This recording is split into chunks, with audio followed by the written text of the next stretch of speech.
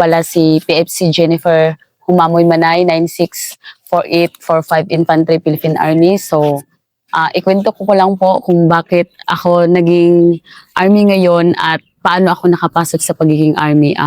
Isa po akong, isang IP po ako, Tinananan Manubo po dito sa Arakan, and the same time po yung magulang ko po is yung papa ko po is isang Kafgo rin, and isa rin siyang pure na IP sa Magpet po, and yung mama ko po is half IP po siya, is ano po siya, isang Bisaya po, yung ano niya is taga Bohol po yung mama ko. Ako po ay sa pamilya po namin ay 14 po kaming magkakapatid. 14. Yes po, sir. Grabe. Opo, sir. So, 14 po kaming magkakapatid, and the same time, ika-apat po ako. So, hindi ko akalain, yung tanong ko lang po na bakit nabuhay po kami na yung papa ko lang po is isang member ng Kafgo. Sige nga, isa-isahin muna natin Una muna, ikwento mo muna yung Arakan. Saan ba yung Arakan? Anong pinagkitaan ng tao dito? Ganun. Opo. Yes po, sir. Oh. Dito po sa bayan namin sa Arakan po, na kung saan dito po ako naka-assign ngayon, at dito po din ako tumutulong dati sa mga kasundaluhan po kung paano nagiging peace ang Arakan ngayon. Isa po ako na tumutulong sa kanila po dati. Masasabi ko lang po noon, ang Arakan ay sa 28 barangay po dito sa Arakan is napasukan ko po noong civilian pa lang po ako, pero yung parang naano ko po is nakikita ko noong nakapag-aral pa po ako ng college is which is ang Arakan is may armado talaga siya na grupo, sir. Yun po yung naano namin is parang takot ka na parang pumapasyal ka sa pumapasok ka sa isang barangay, lalo na po yung mga remote area, is noon po talaga na may NPA po talaga dito, is yun po yung parang namin na issue po talaga dito sa Arakan is may armadong grupo po talaga dito, which is nung nagka-college na po kami is parang parang na po siya, natakot ka lumapit kahit sino na tao po, sir. Kasi yun po yung parang naano po namin lalo na sa barangay namin, na parang sinasabi po sa amin na huwag kang basta-basta magsama sa ibang tao kung hindi mo kilala. Kasi hindi natin alam na yung mga tao is, hindi mo alam kung lahat kasi ng mga tao dito is parang na sa masa, sir. Ganon katindi dito. Ganon po katindi, sir, sa isa po ako napatunay na ganito ka-red area po talaga yung Arakan dati. Kasi ang Arakan kasi, yan, nasa harap natin. Siya, para siyang nasa kawa. Parang naano po siya, sir, parang nasa gitna po kasi siya, sir. Sa gitna po ng Magpet, Antipas, President Rojas, and the same time malapit lang po sa Davao, sir, yung Arakan. Tapos hindi mo siya basta-basta mapasok dahil nga... Opo, sir. Hindi mo siya basta-basta mapasok pag kasi, kung una kasi yung tao takot pumasok sa isang area, sir, eh. Kasi yung po nila is, ang nakadetect po sa mindset ng tao, sir, is puro NPA po talaga yung tao, sir. Yun po yung nila, sir. Kung hindi man armadong grupo, sir, is halos masa po yung tao, sir. Yun po yung parang takot yung pumasok yung mga ibang sir, ibang tao or ibang lugar na kung saan gusto pumasok dito sa... Kaya late po talaga siya na sir, parang late siya na parang naasenso po, kung saan na matagal siya sir, matagal na pasukan ng ibang mga sir. Totoo lang kasi, di ba, ngayon may gasoline station naman, okay na yung market, may isang coffee shop, pero talagang gandun lang muna yung dito sa poblasyon. Opo, sir. Yes, sir. Yung barangay nyo, ano naman na itsura niya? Yung barangay po namin, sa 28 barangay po, is na po sa remote area, pero yung nakakaamis lang po talaga yung lugar namin na kung saan yung Barangay Libertad po is hindi po siya basta-basta. Yun po yung pinakamaganda na po namin is yung parang lumalaban talaga yung tao dun, sir. Kasi mismo yung mga doon is mga yung IP leader, hindi po sila papayag na mapasukan po ng NPA, sir, or kabilang grupo, sir. Kaya which is maraming lumalaban talaga, sir, pag talaga, kung pwede pati yung babae, maging prepare, sir, pag may mabalitaan kami, sir, na papasok sa lugar namin, sa barangay po namin, naging handa po kami, sir, naging prepare po kami, sir. Ganon Opo, yung naging sir. nyo? Talagang... Opo, sir. Protektado talaga yung barangay namin, sir, na hindi mapasukan ng kabila, sir. Yun yung story po talaga, sir, at nakikita ko din sa barangay namin, sir, na po, sir, wala naman masyadong na-recruit, sir. Wala man na-recruit sa amin, sir. Kaya yun yung sa 28 barangay, sir, parang isa po siya na ano na hindi basta-basta mapasukan sa kabila, sir. Kasi kahit pa naman po yung mga FR natin, sir, yung mga former rebel po na naging kasama po namin ngayon dito, sir, sa batalyon namin is, yung kwento po nila, sir, is yung pinakamahirap pasukin po, sir, yung barangay lang po namin kasi nakikita nila yung pagkakaisa ng tao, sir. Pure IP ba ang ano? Barangay Libertad? Yung barangay po namin, sir, hindi po pure IP, sir, is meron po siyang ano, meron pong Bisaya, Ilonggo, kasi ibang tao na po ang nakaano, sir. Bakit noon pa ayaw nila magpapasok na NPA? Kasi, sir, yung nakikita nila, sir, yung mga nakikita ko po noon, sir, is yung mga IP leader po, sir, is parang conservative sila, sir, pag may papasok, sir. Lalo na pag sa mga non-NGO, sir. Parang naging aware sila, sir, na pag once na non-government NGO ang pumasok, sir, iba yung, ano, sir, iba yung tumong, sir, or gusto nila ipahiwati sa isang barangay, sir. Yun yung ano dun, sir. Yun lang po yung naano ko nung ano ko po, sir, elementary hanggang high school, sir, na mahirap pag may magpasok na ibang tao, sir. Grabe yung interview, grabe yung ano, sir. Pag may wala kang kamag-anak dun sa barangay namin, sir, parang ano ka talaga, sir. Talagang ano ka? Oo, ano ka, sir, parang hindi ka pwede dito, hindi ka pwede makitira dito. Kasi ganun po ganun po kaano yung mga IP leaders namin dun sa ano namin, sir. Yung father mo, doon din sa detachment sa inyo? Ano, sir, bali yung father ko po, sir, ano lang po, sir, parang kapit bahay lang po na barangay, sir. Na barangay? Sa, ano, sir, na detachment, sir, sa Dalag po, sir. Sa barangay Nung Dalag po, pag sir. lumalaki ka, gaano ka-importante yung may CAFGO doon sa area nyo, doon sa barangay nyo? Ano po, sir, nung kapanahonan ko po, nung bata pa lang po ako, sir, importante talaga, sir, na parang sa amin, sir, importante talaga pag may CAFGO, sir. Kasi unang-una po, sir, hindi lang barangay at community yung pinoprotektahan, sir, pati na rin yung pamilya, sir. Nakikita ko po yun sa papa ko, sir, kasi hindi pa ako pinanganak, sir, naging CAFGO na po yung papa ko, sir. So baka 1991 siguro siya nakapasok, sir, kasi 1996 man ako pinanganak. Ang tagal na, yung father mo? Sir. Opo, sir. CAFGO na siya nung ano? Hindi pa ako pinanganak, sir. 1991 po yan yung story niya. Kahapon, sir, nakapasok siya, sir. So, bali, ang story niya po, sir, nag-stop lang po siya, sir. Pero nung may batalyon na po dito, sir, may 39 IB, sir, parang pinaricall lahat yung mga, ano po, sir, mga lumang mga CAFGO, sir. Pinaricall at pinabalik sa serbisyo, sir. So, ganun siya ka-devoted din sa, ano, sa force of the, ano, sir. Sa pagka-CAFGO niya. Opo, sir. Ganun siya ka-ano? Ganun po siya ka-dedicated sa ano niya sa dati, sir.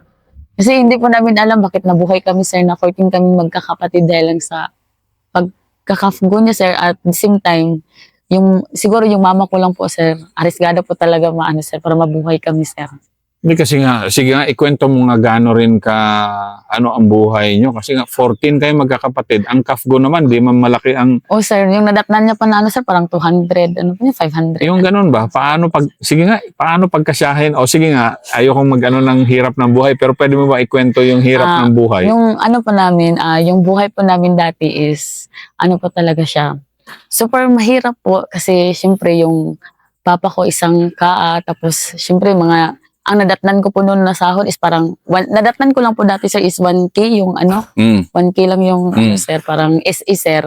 Isang buwan na yun, ha? Oo, Isang buwan sir. na yun. Tapos yung ano lang, ang story kasi namin dati, ang CAFGO kasi dati, sir, para na rin, minsan lang makauwi sa bahay namin, sir, sa barangay namin, kasi although nasa kapit bahay lang yung barangay, sir, na kung saan, doon po nagjo-duty yung papa ko, pero minsan lang din po siya umuwi, sir, kasi focus po kasi sila, nung CAFGO po kasi dati is focus sa operation.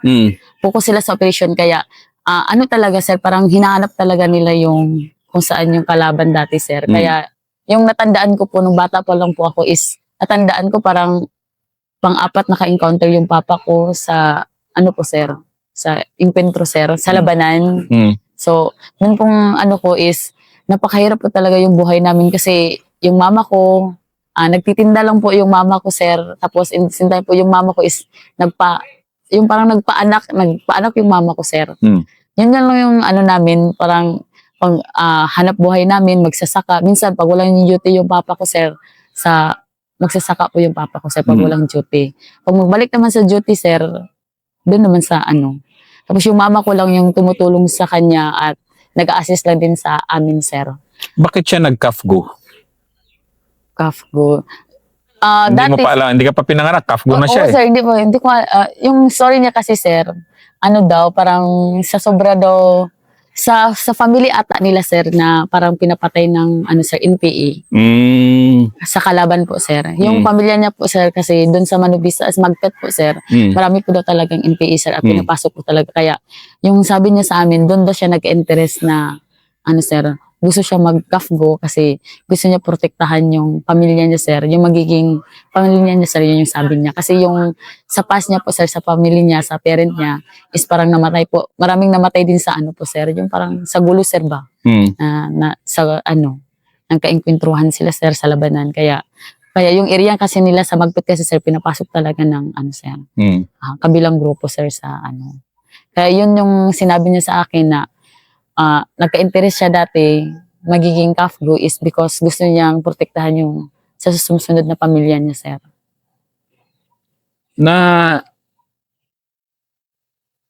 Ganon yung father mo, ganon siya ka-devoted na Sa kafgo po, sir.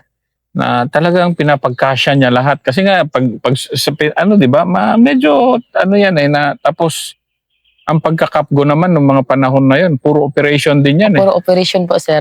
Area po ng, sir, Magpet, President Rojas, dito po sa Arakan, sir. Yun yung...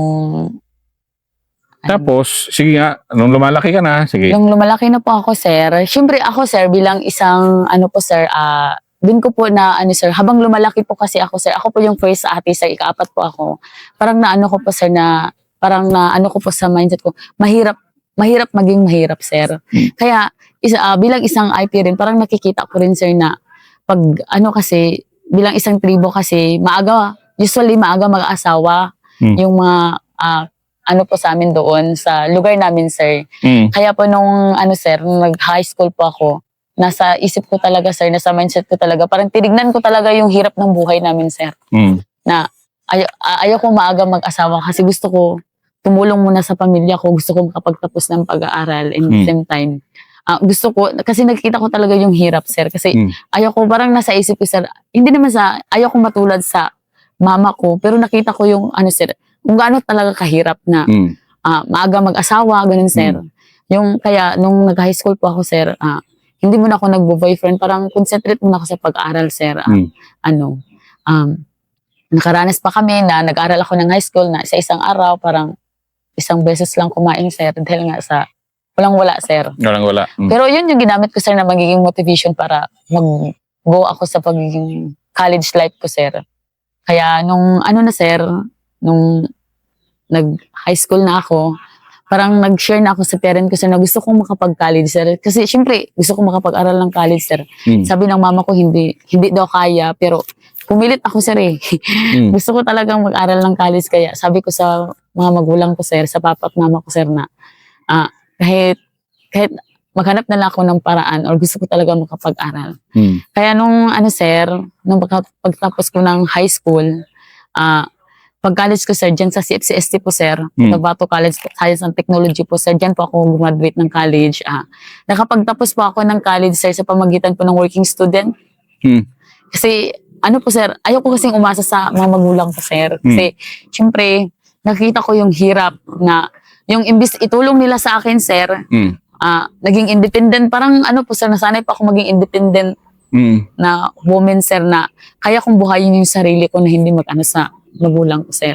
No, kaya yung ko, nakikita ko kasi, sir, parang, po, sir, parang pride ko po na, sir, na ayoko pa sabihin sa mga magulang ko na parang ako lang yung paaaralin nila kasi ako yung parang mag-focus sila sa akin, sir. And, sir, which is, ayaw ko kasi syempre, yung natutunan ko, sir, yung sinabi ko sa kanila, paaralin nyo yung mga anak nyo at ako din, mag-aral ako sa pamagitan ng ko, sir, self-support.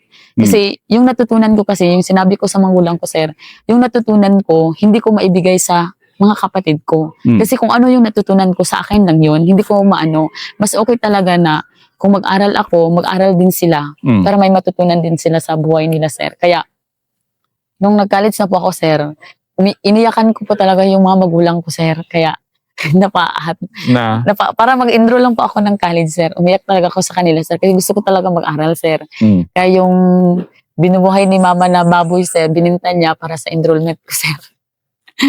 yung ano sir, yun yung po simula ng college ko sir. Kaya naka-enroll na po ako sir. Pero nung nakita ko kasi sir na ano sir, medyo mahirap talaga siya sir kasi alam mo yung 150 na ano sir, 150 na allowance mo sir tapos doon pa kunin. Kasi malaki na yung 150 dati sir eh, yung 150 150 ano sir, per week. pesos.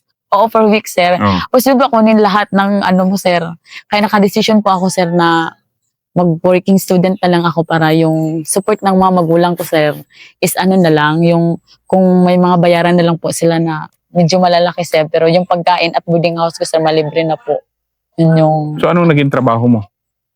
ano po sir, nung 2018, April 5 po ako graduate ng college sir. So, bali, hindi ko po in-expect sir bakit, ano po sir, yung parang, nang dahil po sa organization na Youth for Peace sir, dun pa ako nabago yung ano ko sir, parang starting point sa buhay ko sir na, naiba na din yung pananaw ko sir, sa pagiging ano sir na, may pag-asa pala kami, ganito pala yung pagiging ano namin sa bilang isang youth. Kasi, siyempre sir, nag-aaral lang kami, yung mindset namin is gusto lang namin makapagtapos ng pag-aaral, makapagtrabaho, yun yung mindset namin sir. Hindi namin iniisip kung ano yung posibleng maitulong namin sa community. May maitulong ba kami sa barangay namin, sa community namin, para wala po sa amin yun sir.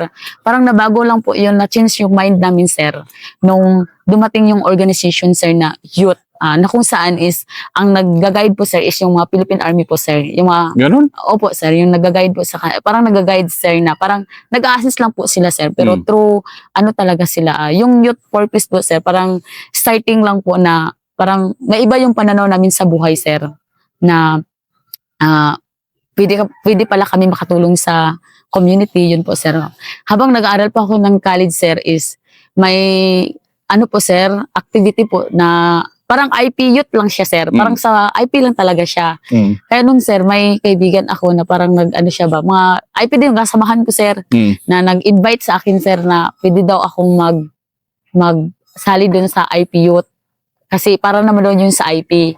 Kaya nung ano na yun sir, 3 days activity kasi dyan sa munisipyo ng Arakan ang ano po sir, venue. Kaya hindi po namin alam sir na sundalo po yung nag-assist sa amin. Kasi yung takot kami sa sundalo sir eh. Yung ano namin, yung perception namin sir. Lumaki ka, father mo, Kafgo, bakit kayo takot sa sundalo? Kaya ano po sir, kapag, ano po yung story sir na pag makikita mo yung ano sir, parang, ano na po sir, parang magkaroon ng encuentro sir, magkaroon ng labanan. Pag makakita ka ng pure talaga na sundalo sir. Kasi nung dito na kami sir, kaya nung nagsali kami sa activity dito sir, parang 3 days activity po yun sir, parang ano po kami na, puro IP lang po talaga kami sir, mga IP na mga youth, tapos yun po sir, parang sa amin na, anong purpose nyo, bakit nagpatawag kami na ganitong activity para ma-enhance po yung ninyo na mag-aral kayo, pwede mabago yung buhay nyo, at pwede rin kayong tumulong sa community, lalo na sa mga kasandaluhan po natin na gustong humingi ng tulong sa inyo para makamit yung pagiging dito sir, makamit ang peace dito sa Arakan sir at maging matahimik sir. Kaya nung ako po sir, wala pa akong sir na ganito ba po. Pero sir, yung ang naano lang sa papa ko is natandaan ko lang po sa papa ko sir nung bago ako nag-enroll ng college. Ang sabi niya po kasi sa akin, sir, doon lang po ako nagpapasalamat, sir, na naging yung papa ko, sir. Kasi may na si sir may masasabi niya sa akin na pag mag-aaral ka ng kolehiyo, mag-aaral ka ng mag-aaral ka lang. Tapos parang advance po siya, sir. Parang advance info po siya, sir, na parang natutunan niya, tapos sinishare niya po sa akin, sir, para maging aware ako, sir, na hindi ka basta-basta sumali sa mga organization na hindi mo alam kung ano yung nasa likod. At hindi ka basta-basta magsama sa mga seminar na hindi mo alam. Kasi yun po yung mga propaganda, sir. Parang sinasabi niya na baka ganun po, magsama-sama ka sa mga activity na hindi mo alam, isa kabila na pala. Yung sabi niya, sir. Yun yung napakaganda po, sir. Kasi bago pa ako nag-aral, sinabihan niya po ako, sir, na para makapagtapos ka ng pag-aral, huwag kang magsali sa mga organization, lalo na sa mga fraternity. Yun po yung sabi niya, sir. Kaya, nung college po, sir, totoo po talaga na invite po ako magsali sa fraternity, sir. Pero yung nakatatak po talaga, sir, yung sinasabi ng papa ko. Kasi yung sabi niya, sir, mag-aaral ka ng kolehiyo is, sa 10%, iilan lang yung nasa government dyan. na true talaga. Mm. Ang sa kabila dyan is, marami dyan magre-recruit. Sabi ng papa ko, sir. Kaya, pag may magre-recruit po sa akin dyan sa fraternity, hindi pa ako nagasali, sir. Sabi ko, ayaw ko. Kasi doon po, sir, na nakatatak po sa isip ko na huwag kang magsali sa fraternity kahit anong organization na ano. Yun lang na nakaganda, sir. Kaya, nung fast forward dun sa bakit ako nagsimula, sir, bakit na ano yung mindset ko, sir, dahil po sa youth parties.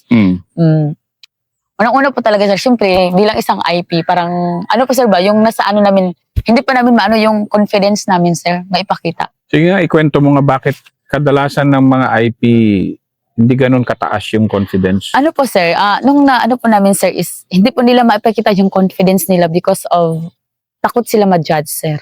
Una-una po talaga, sir, ma-judge. Kasi kahit sino naman pong tao, sir, takot man talaga ma-judge, sir. Lalo na po yung, sir, mga IP.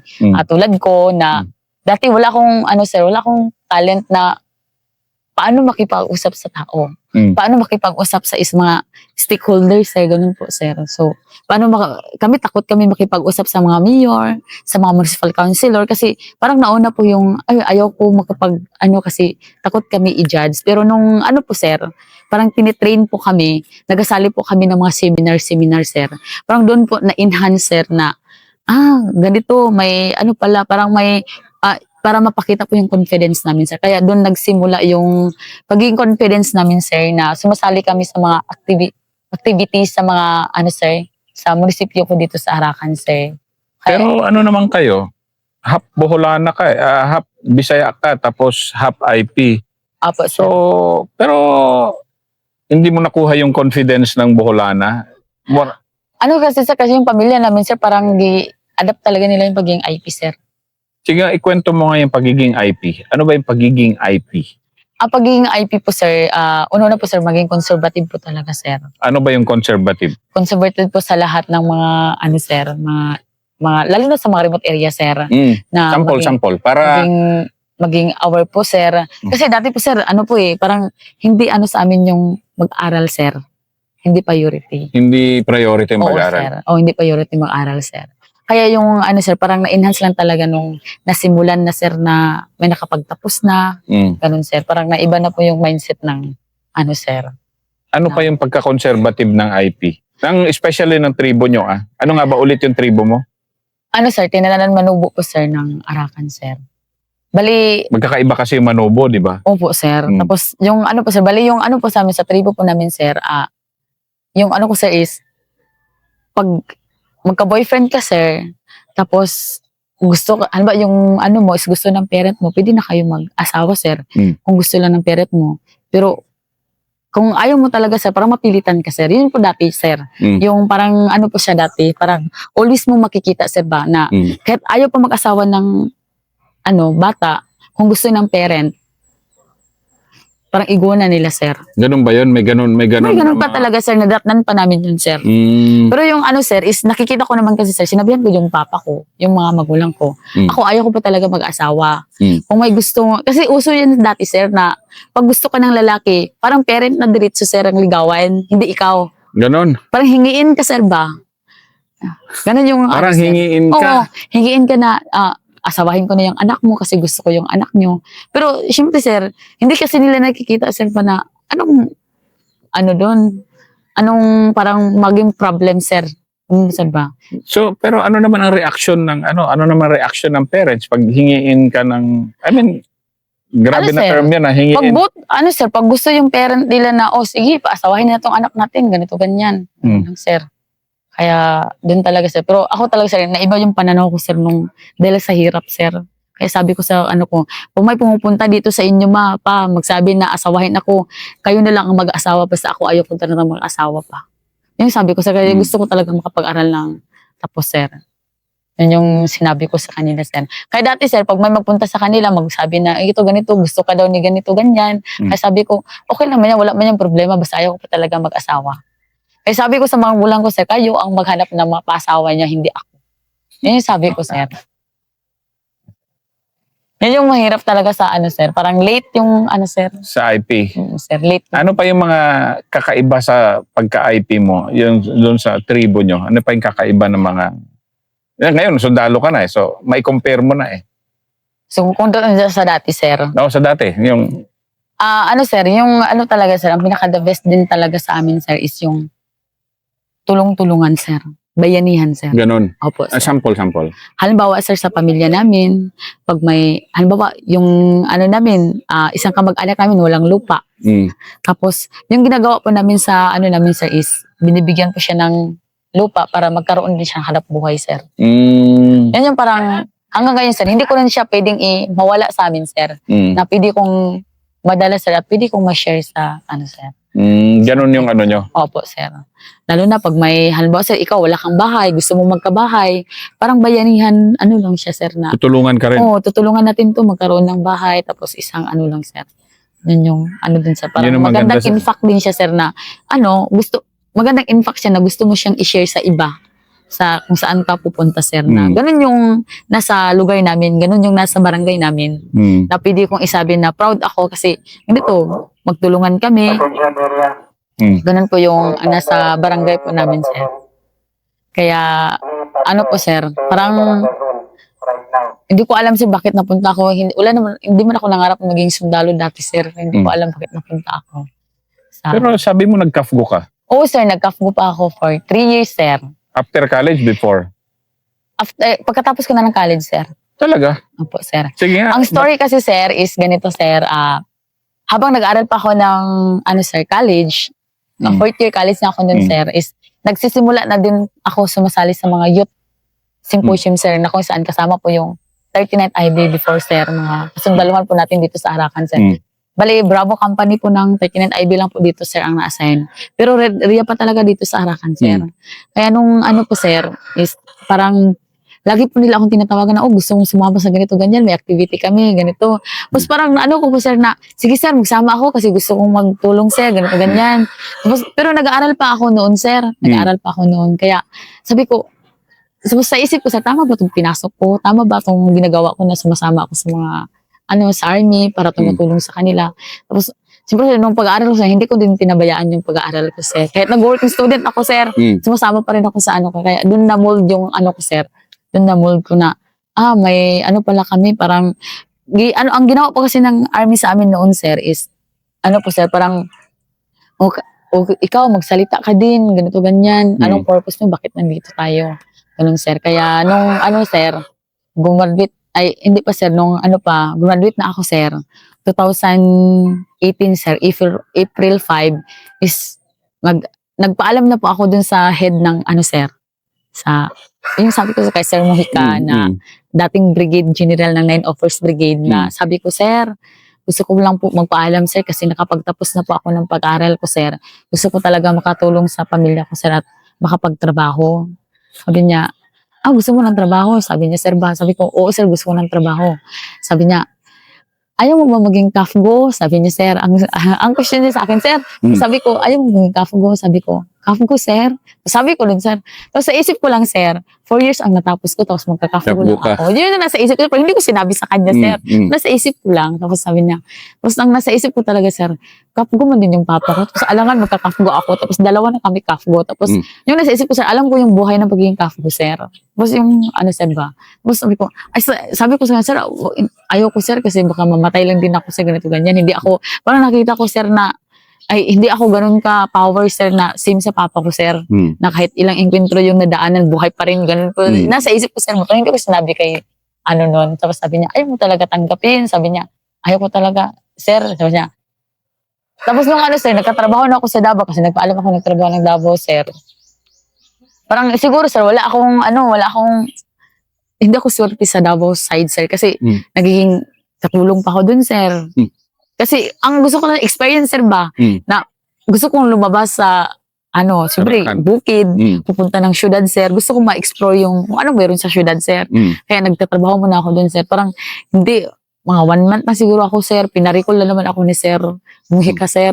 Kasi gusto niya talaga, sir, na gusto talaga, sir, na bigyan ko yung, siya, sir, opportunity na ibigyan niya sa akin. Tanggapin ko, sir.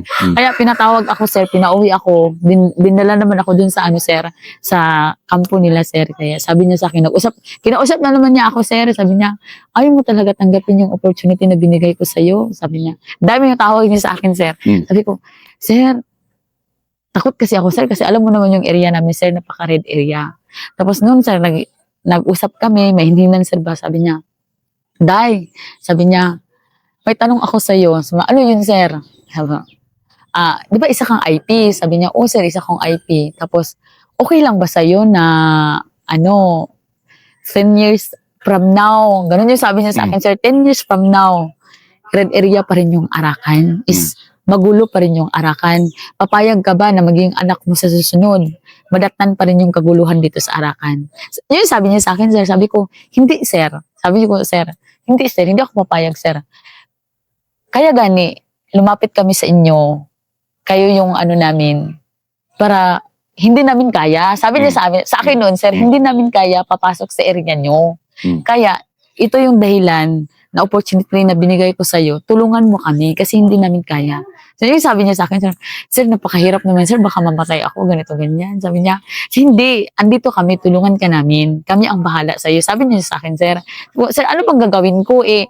Maraming dyan sa Arakan. Sir, tapos mag-isa lang ako. Sabi ko din sa kanya, sir, ito, kaya niyo, sir, na nagsimula, sir, ang pagiging naikot ko tong 28 barangay, sir, kasama yung mga IPO na mga dito sa Arakan, sir. Yun ang next episode mo. Opo, sir.